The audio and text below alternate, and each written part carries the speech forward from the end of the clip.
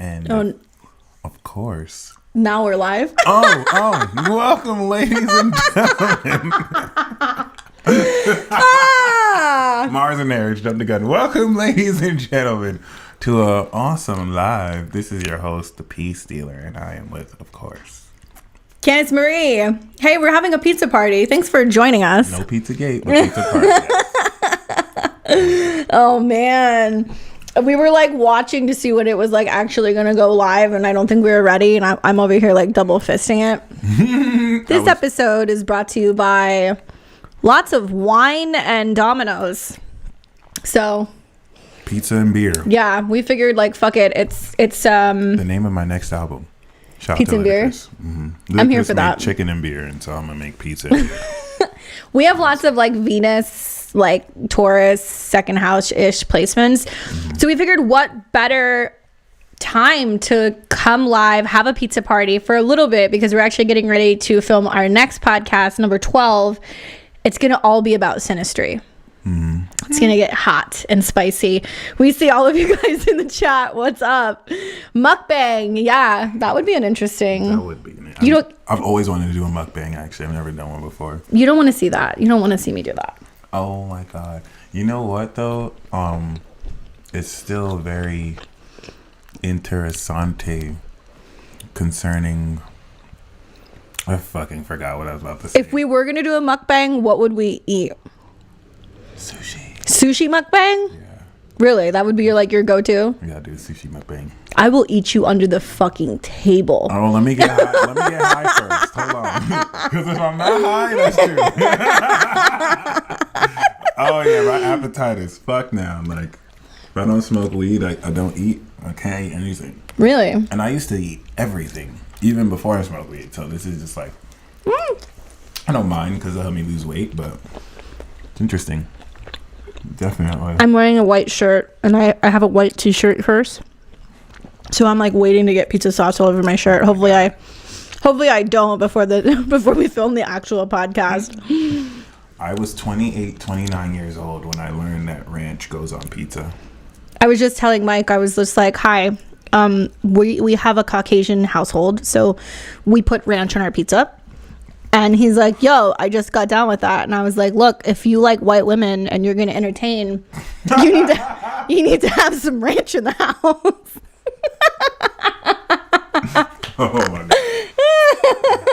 I had no idea these were secrets that were unveiled to me. Ranch and white wine. I'm like a soccer mom's fucking... Yeah, that's just me. What's up? We see everybody in there. Hi, Mechi. Hi, Third Eye Activated. We see you, Brett. Phoenix. Hi, everybody. Shout out to Kelsey. Wow. And Colby. Thank you guys for showing up. This is kind of an impromptu thing, but we were just like, whatever, fuck it. We got to give the people what they want. What do you feel about Pisces who eat fish? Because there's some Pisces who don't eat fish, and I'm like, okay, you don't eat your own kind. But then what do you think about those who actually do, you know? You talking about fish or pussy? Ooh, both, but really fish.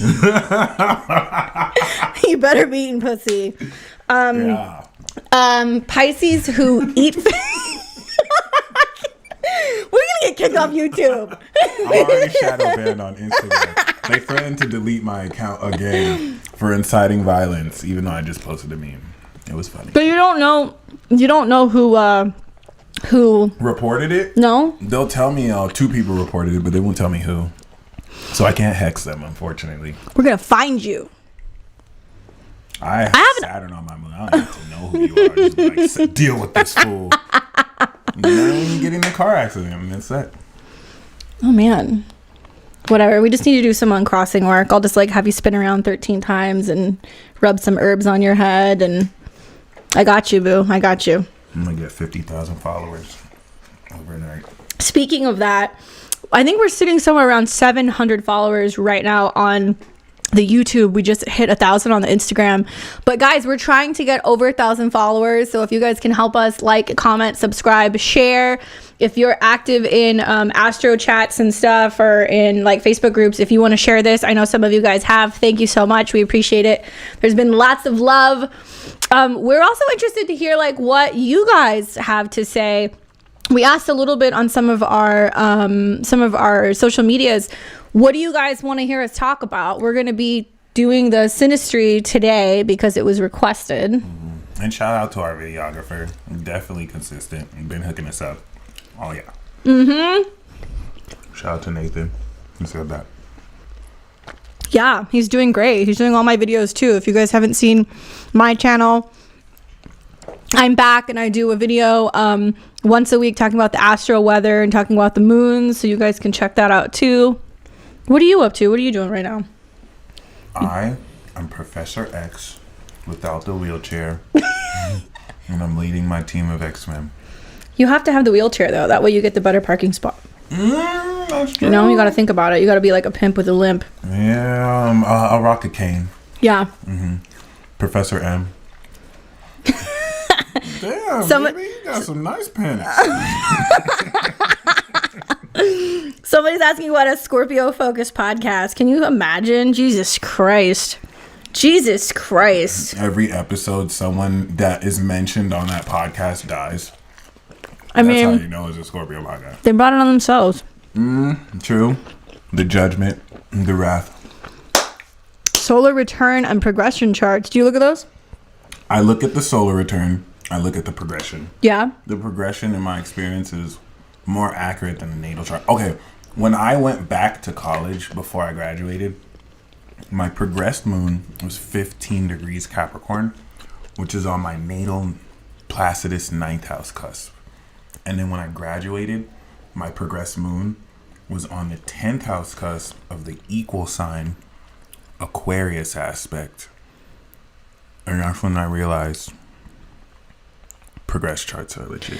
Dude, progressed charts are legit. Like my progressed rising is somewhere around 26, 27 Libra. And my progressed moon is in Gemini in the 8th house. It's about to leave the 8th house soon, thank God. But like last year when my progressed ascendant became conjunct my Juno, I got engaged. And then recently some transits happened in my 8th house. Conjunct Juno? Yeah. Oh, shit. Yeah, I've had some 8th house transits, which are not fun. So I got about like 2 more months and then my progressed moon leaves my 8th house. It's been a shit show.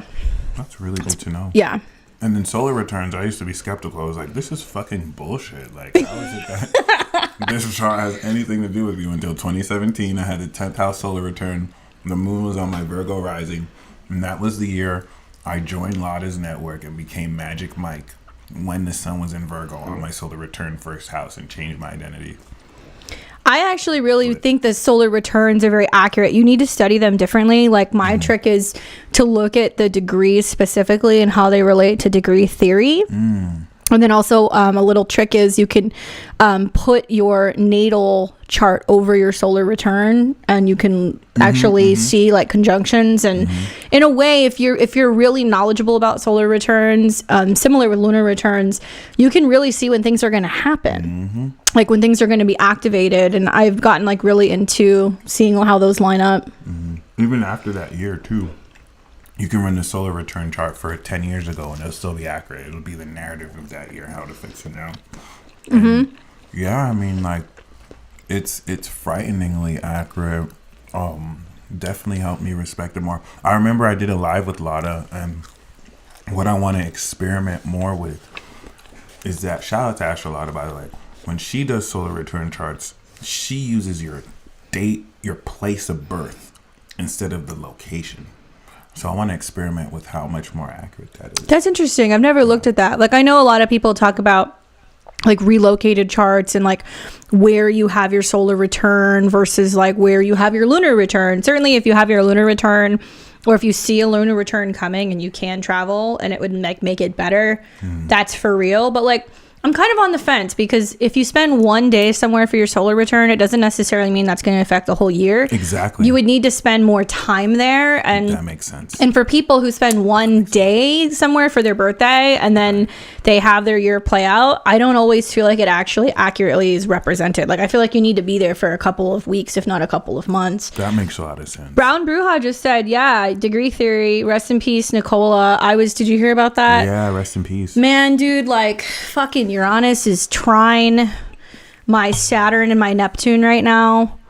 And I found out that Nicola died, and I was like, fuck. And then yesterday I had to put my dog down.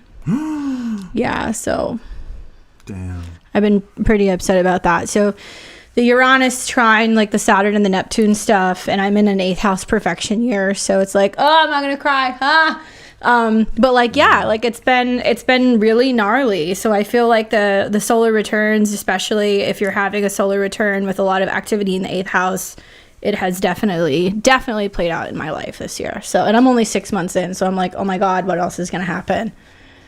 That major question, what else, for real? Because I mean, and I feel a lunar return is very underrated. I want to specialize more in that because that's where the real juice is. Just learning to be more aware of those influences. But yeah, I mean, still fascinating because I know so much and like I don't know shit. Well, and lunar returns, like, you know, the moon moves so much more quickly. So it's like when you look at a lunar return, you can see everything that's going to happen for that month, especially when you apply like the degree theory and all of that stuff to it. Like you can really see like certain people who enter your life and certain themes that happen for that month. And really, if you have access to astrology software, if you have access to astro.com, looking at your lunar return is an excellent way to practice and like learn more about astrology, because you can see how some of these things play out, and it's more quickly, right? Rather than like waiting for a long-term transit to end or waiting for a solar return. So yeah, lunar returns are super, super helpful. And yeah, I don't know. If you ever want to learn more about that, we can definitely sit and nerd out about it. Thank you guys. That's really sweet. Thank you. I appreciate it. It's sad. My place of birth is Phoenix, and it's not that much far from Vegas, so that's why if I did either method, it's still going to be the same. I'm from Tucson. You were born there? Yeah. 520, baby. Oh, wow. Yeah, 520. I'm actually going back. I'm going to go and visit pretty soon. I'm going to go on a road trip, and I'm going to be driving from Vegas to New Orleans, and I'm going to stop in Tucson. I'm going to stop in El Paso. I'm going to stop in Austin. And then live in El Paso. Okay, what do I do? I'm going to be there for like one day. See, they have a baseball team now. Like, it's not exactly the same. And they have a park now, which is really cool. I was going to say hit up a certain place, but I don't know how the quarantine has, like, messed with So I'm wondering. But, like, Texas seems to be, like, a little bit more... They're not mandating masks free, anymore. You know? It seems to be a little bit more free, so... Be interesting. Weed is not legal there, though, so there's that. Well, I guess I better keep that under. Even though there's a lot of dealers. It's not. I don't think it's legal in New Orleans either. But I mean, I've. Oh, but you can find it everywhere. I've been there the last couple years, and definitely. That's crazy. It's not legal in New Orleans. No, but last time I was there, it was smoking. Like, I always pack weed when I travel. They're selling it on the street and all that. That's wild. Somebody said, come to Houston. Yeah. Yeah, I love Inside Degrees. It's a good resource. Mexican food. Yeah, there's some good Mexican food. Somebody's telling me to get a puppy, maybe. Talking to my man about it. We're talking about it, but I'm just... I can't. I had a dog, and now I feel like it's time for me to get a cat. Ooh. You're a cat man.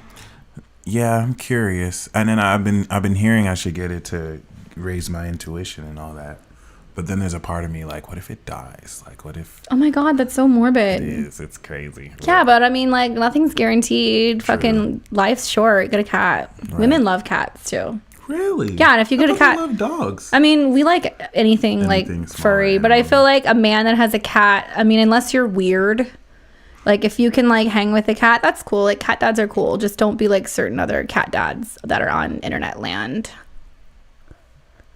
Good to know. Cat daddy. Cat daddy. Oh god, edibles. Yeah, edibles are a great way to travel. So is a G pen. I love my little Pax pen. I'm gonna get a cat and make a music video called Cat Daddy. It's gonna go viral. So are we moving to Elon Musk's new city in Texas, or what's the plan, tribe? I mean, yeah, so many people are moving to Texas, and I'm kind of like, part of me is kind of here for it, and the other part of me is like, fuck, is Texas gonna end up like LA? El Paso is even cheaper than Las Vegas. I haven't been there, so I don't know. I'm excited to go through there. I've had a lot of friends that have moved to Texas, and I have friends that live in Arizona and friends that live in Texas. So we're going to be visiting and staying with them, which I'm really excited for. And also, like, NOLA is one of my favorite cities. I've been in and out of there the last 2, 3, 4 years. And I'm in love with that city. It's amazing. So I'm excited to go and spend some time there. And yeah. I haven't been to Houston. Like to explore, but I want to check that out. Been to Austin once. That's what we're saying. We're staying in Austin. Yeah. We drove to Austin from El Paso, which was like a 10-12 hour drive. Got there and then had to go back because someone was performing, and then drove all the way back. No. And then drove all the way back to I've never driven through Texas, but like I'm just imagining, because I'm not a car trip person. Like anything over 4 hours, I'm like, I'm gonna get a plane. So the idea, I think, of driving to New Orleans, I'm like, yeah, it's going to be great. And then I'm like, fuck. Imagine driving in Texas a whole day and you're still there. Just like, oh. I feel like that's kind of like California, though. Like when you're driving through California, when you're going north. Right. Yeah, because I've definitely driven from like either San Diego or LA, like all the way north of like San Francisco. And it just seems like it's never going to end. So San Francisco is North Cali? Yeah. Oh, okay, good. Yeah, but I like to go even north of that. I like to go to, like, last year I was in Santa Rosa and Forestville, and of course, you know, Silicon Valley is North Cali. Yeah, I think so. Okay. Yeah, and where else was I? I was in Humboldt County. Pick up some clones, take them back to LA. Weird. Kind of kill 1 or 2 of them, but Texas seems awesome. Come to Houston. Yeah, you're the plug. Okay, all right, cool. Jessica, I got you. Yeah. Weird. Somebody Cope said, don't be a single dude with multiple cats. Got to draw the line somewhere. Multiple. I'm only going to get 1 cat. I'm only going to get 1. Cat daddy, but still. I might rent a couple cats for the video.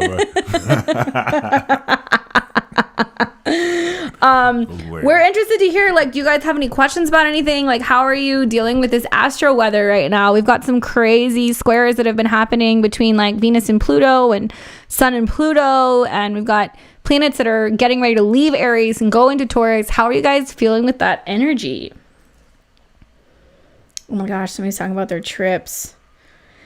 24-hour trip. Jesus Christ. Atlanta to Denver. That's some good food along the way, though. We drove from El Paso to DC, but only made it to Atlanta, and then got in a car accident. It was weird. The person who we drove with was, he's the one who taught me about Santeria and all that. And that day, we almost got, like, we were about to cross the street, and a car almost hit us. And then less than 10 minutes later, we got in a car accident. So we felt like there was some juju around that shit. There was no Elegua in the car? No. That was the thing. And see, like, he didn't really teach me the craft. He didn't give me an Elegua. He didn't give me beads. Like, I felt like they just wanted my money. So I got initiated, though, in Palo, but hijo de Zarabanda y mama chola, which is like, yama ya, no good, but still. Oh, yeah, wait, so who do you, like, associate with? See, I don't really know. I feel like I have to start from scratch because, like, I never really got properly brought into it. Like, I really feel like I got finessed, but I started to notice correlations with astrology. So I met a Virgo who was hijo de Elegua. And I was like, okay, Mercury's your ruler. Oh, yeah, for sure. All that stuff's planetary. I mean, It's the archetypal energies, whether it's Santeria or it's hoodoo and the connection to the saints who actually have connections to voodoo, who have connections to planets. It's all the same shit, right? Facts. Nudis said North Node is going direct tomorrow. I use the true node that doesn't retrograde. So I don't really consider retrograde and direct nodes. I've never looked at anything other than the true node. I mean, it's a preference thing. It's a preference thing, but I've never looked at anything other than the true node. Somebody also just said, what do you think will happen with the individual side Uranus conjunction? All the Taurus conjunctions are to come on a collective level. Basically, Uranus is unconventional, change, unexpected surprises, eruptions, shake, rattle, and roll, especially when it comes to Taurus energies like volcanoes, earthquakes, the earth, money, markets, watch cryptocurrency. I think we're going to see just a lot of volatility in the markets over like the next like 2 weeks, especially coming into that full moon in Scorpio. We talk about that in a podcast that's coming soon. So don't worry, you guys will hear all about that.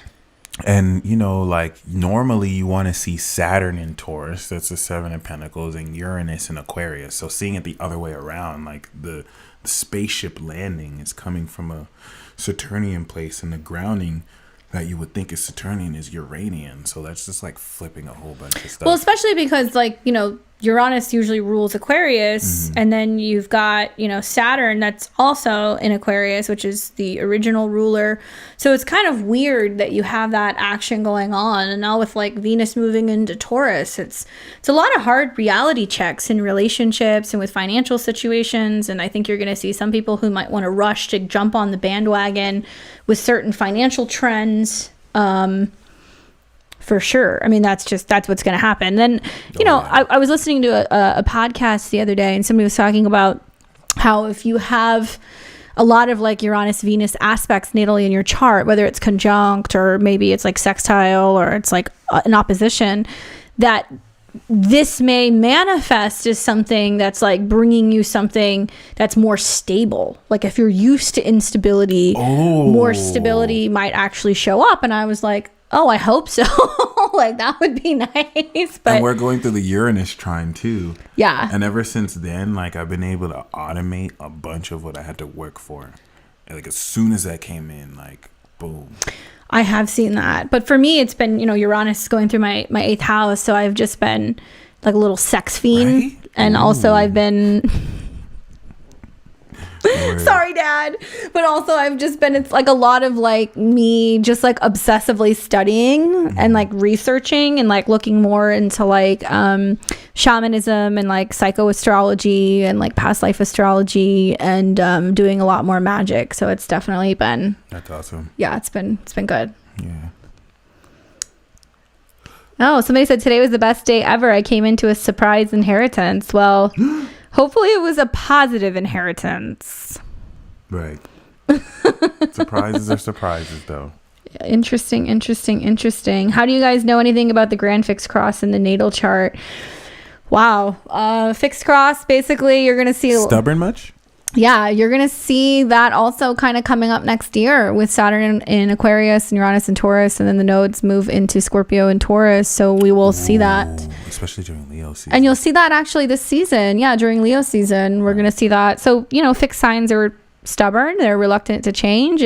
They're really fixed in their ways. They're getting it this year. Shit. Really Leo, but damn. I feel like Taurus, Aquarius, and Scorpio are ganging up on Leo this year. Like, this is the year we go finally show Leo who really the king is, or the queen is. I'm just trying to like stay out of everybody's way with like my Uranus transits in the 8th. I'm just hiding out and just preparing for the end of the world. Just, you know, drinking, eating pizza, shooting the shit with you.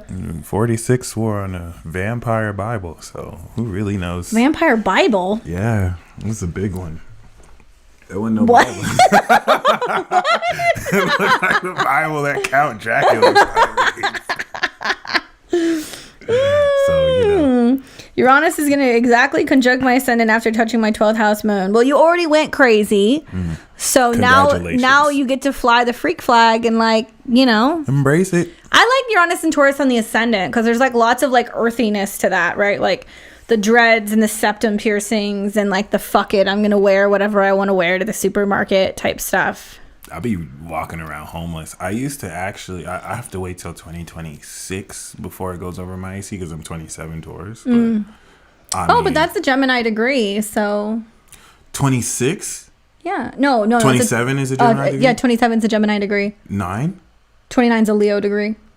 Oh, but 27 is Gemini? Yeah, it's Gemini. It's like the oomph of Gemini. So that'll be probably about doing like different media outlets and stuff. No. That's awesome. No. Oh, okay. Right. So it's every 12. Boom, yeah. Boom, boom. That's beautiful. 20. Oh. I'm living for all the fixed energy that's coming through though. This is amazing. Degree rising as a Gemini sun. Okay, I'm taking this degree. You're like super Gemini, like super Gemini with Mercury on your ascendant. Yeah. But because Mercury's in Taurus, you just like take a while to get it out. And my Mercury's in Scorpio. That's like, shut the fuck up. So, so 29's a Leo degree. Good to know. Oh my God. She said, I already got the septum and I've been awaiting locks. I was about to do natural form locks, but my Cancer sister was like, dead that bullshit. You're getting braids. And she's the reason why my head's cut right now. When Venus was retrograde in Libra last year on her rising, she had an anxiety attack and cut off all her hair. And I was like, it's a new beginning. Don't worry, this is Venus retrograde. But like she was making fun of my edges when I got my last hair braided, and she's like, nope, cut it all off. Start from scratch. You look funky out here. I got halfway into that. Like back in 2013, I shaved half my head, but my hair is so thick that I had an undercut. So like I could get away with it. So I could like flip it over if I wanted to look like a porn star, and then like flip it back if I wanted to look normal. All right, cool. Yeah. Cool. Well, I mean, this has been fun. I think we have more pizza and we have to film our next episode, but we love you guys and thank you guys for showing up. We've got like 75 people in the chat. You guys are the best. You are though. Please do still, even though this is no longer live, like, comment, subscribe. Tell us what you want us to do podcast episodes on, because we're looking for ideas for what to start to put together for you. Mm-hmm. We're open. Yes. I think you guys are gonna like the Synastry episode. I have We're a feeling. double digits now. So yeah. Now we're committed up in this. Mm-hmm. All right. Well, thank you guys for stopping by. We'll see all of you guys very soon. We love you and stay tuned.